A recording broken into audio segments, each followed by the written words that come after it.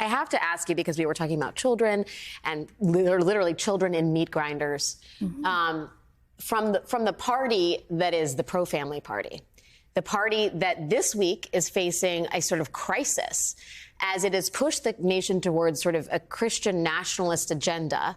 They have found themselves in the crosshairs of what it means to be sort of a theocratic party on the subject of IVF. It is something that Donald Trump has tried to walk back today. I think he has said, I'm calling on the Alabama legislature to act quickly to find an immediate solution to preserve the availability of IVF in the state.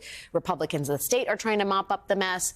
I just wonder what you think the dawning reality of this agenda as it concerns women who are seeking abortions and immediate reproductive health care, people who are trying to build families and need fertility support. What does this do to the Republican Party as we hurtle towards November? I mean, they know exactly what they're doing. They knew exactly what they were doing by attacking Dobbs and attacking Roe v. Wade and attacking it in the way that they did. They're trying to walk it back now so that they don't look publicly accountable. But I want to be very clear that this was intentional and that this is exactly what Republicans have been going for. We've seen it. You have the Heritage Foundation. You have lots of folks who are on record saying, not only do they want to go after abortion, not only do they want to go after reproductive freedom, they're going after IVF, they're going after contraception. We have a mifepristone ruling that is coming down from the Supreme Court, and Clarence Thomas enriching himself from the same folks who are saying that they are trying to control women's bodies quite explicitly and going beyond that. They also want to control what they call recreational sex. Yes.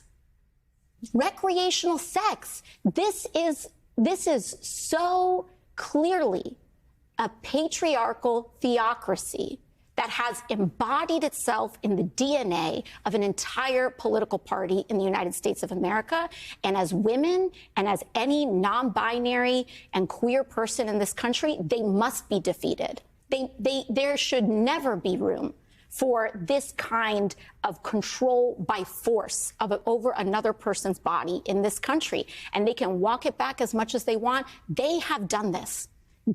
Who put those judges there?